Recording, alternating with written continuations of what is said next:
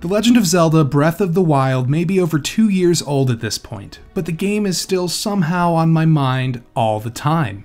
Every time I return to Breath of the Wild, there's always something I can do. Some small quest to complete, a new mountain I can climb and jump off of, or yet another enemy I can try and defeat.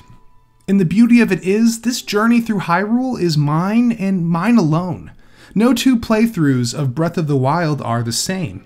It is a game with an incredible amount of freedom and choice. But all journeys must come to an end. And when I reach the end of my journey, I realize something. This game ends differently for different people. The way my journey ended may be pretty different from yours. And I've come to the conclusion that Breath of the Wild has not one or two, but 4 distinct endings. And I believe that each of these endings were created for different types of players on their own type of journey. It's not really about Hyrule, Link, or Zelda. It's about us, the players, and how far we are willing to go on our journey. Today, I will be explaining what each of these endings are in detail, so you can see which one you reached on your journey, and maybe learn a thing or two about game design along the way. By the way, I enjoyed the DLC to Breath of the Wild, but for the sake of simplicity, we will be focusing on the base game. And I know it's a 2-year-old game, but you have been warned. Spoilers for Breath of the Wild will follow. So I mentioned before, I believe that there are 4 different endings to Breath of the Wild. But what qualifies as an ending in my theory? Well, to me, an ending in a video game is a designated stopping point. Think like a stop sign on a road. Or when you're playing Super Mario 64 and you collect 120 stars and kill poor Bowser at least 3 times. That is a designated stopping point. Breath of the Wild is a game filled with choices, and I believe that the developers have given us a choice between 4 different endings, or 4 designated stopping points, and each of these endings were designed for a different type of player. Let's get started with the very first ending you can reach, or the ending I refer to as Warrior of the Wild. To be a Warrior of the Wild, you must do one thing: defeat Calamity Ganon. After all, defeating evil and restoring peace is the one goal Link must accomplish no matter what Zelda game we're talking about. And sure enough, in Breath of the Wild, once you defeat Ganon, the credits do roll.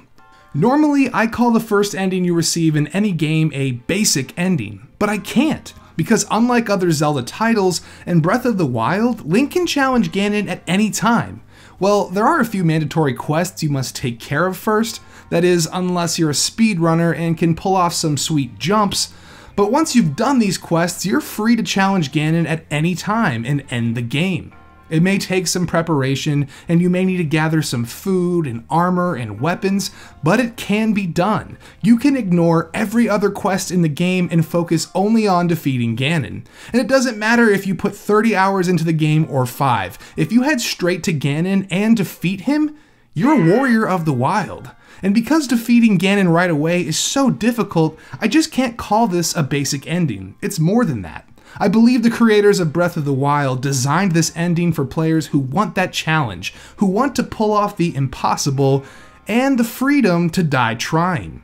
They reward the player for defeating Ganon so quickly with the full credit sequence.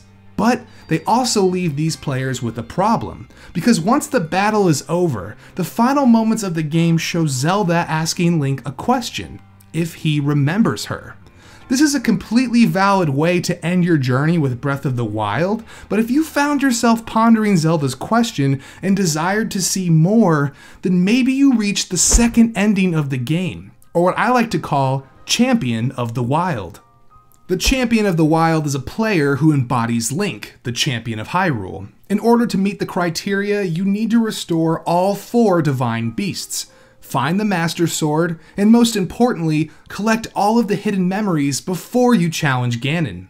If you do so, you will know the full story of Breath of the Wild. You will see how each of these champions gave their lives to the cause of defeating Calamity Ganon. You will see what role Zelda played in the fall of Hyrule. And, assuming you did collect all of those hidden memories, you will see an extended post-credits cutscene in which Link and Zelda get their happy ending, and in full champion gear, the two of them set off on a new quest to rebuild Hyrule. A lot of people refer to this ending as the true ending of Breath of the Wild, and I can see their point.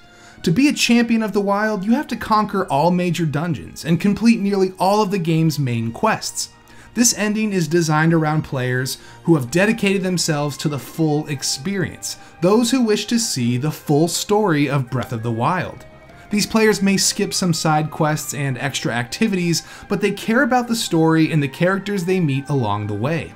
For most people, being a champion of the wild is enough, but somehow, beyond this accomplishment, there lies yet another challenge, an ending I refer to as the hero of the wild.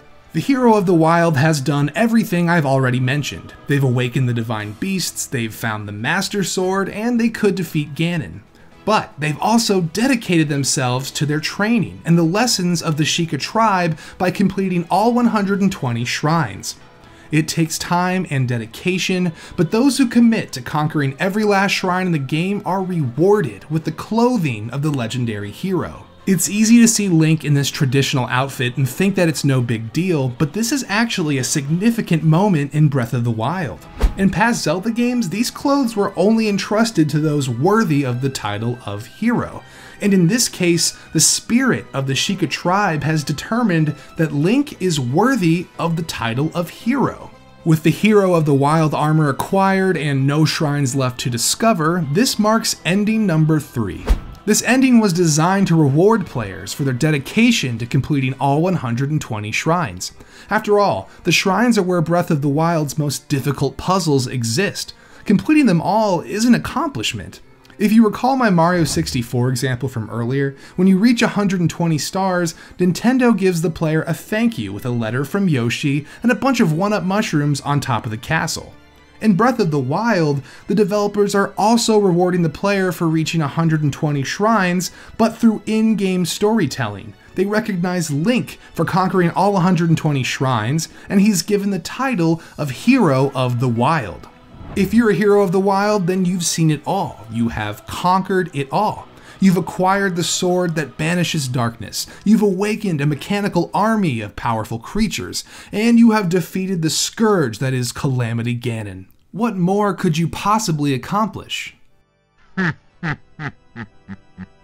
They say you either die a hero, or you live long enough to become a villain. And this, my friends, is how I discovered the final ending of Breath of the Wild, one I like to call King of Calamity. Kings of Calamity don't care that the battle is over, or that their enemies are vanquished. They continue forward, collecting everything in sight, killing anything that moves, just so they can say they've done everything.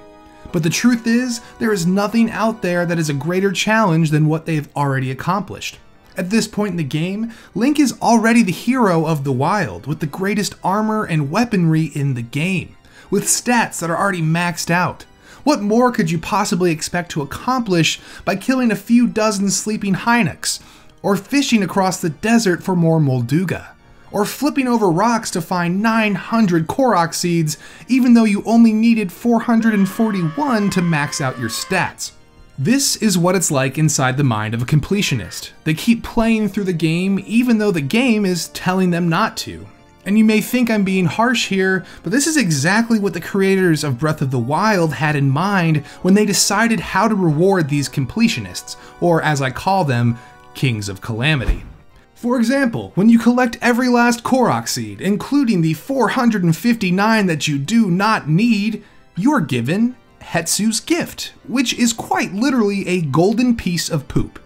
Hours. You spend hours collecting seeds, and you're rewarded with tree poop? Or how about the Hyrule Compendium? You spend dozens on dozens of hours taking pictures of everything in the game, and what do you get? A picture you can't even look at, just a random photograph that happened to be lying around the lab. This is how the creators of Breath of the Wild decided to reward the dedicated completionists, those obsessed with checking every last box. For their obsession, they are given nothing of value. A few trinkets from a homeless man, a random photograph, and of course, golden poop. And this is where I see a lot of players and YouTubers complain. They argue that Nintendo just forgot to add a real reward here, and that they should have received something valuable for doing things like collecting 900 seeds. And I think everyone is missing the point. This lack of a real reward was a very deliberate choice. The message they're trying to send here is that it's all about the journey, not the destination. Breath of the Wild is at its best when there is something waiting for you every time you return to it. And when we turn the game into a series of checklists and completion statistics, the game changes. It's no longer an adventure full of surprises. It just becomes the world's largest to-do list. But like I said before, there is no wrong ending to this game. And if you're a completionist, or as I call it, a king of Calamity, then that's okay. But it's clear to me that Nintendo was at least trying to send a message with this final ending. Otherwise, they wouldn't have given you golden poop for all of your hard work. The point was to remind players that 100% complete isn't the only reason to play a game. It's about the journey and not the destination. And no matter where your journey ended, that journey was yours and yours alone. Thank you so much for watching. If you enjoyed this video, you'll probably enjoy the first video in this series about Mario Odyssey. And if you want to catch the next video like this, please be sure to subscribe. My name is NIKMOE, and I will catch you guys in the next video.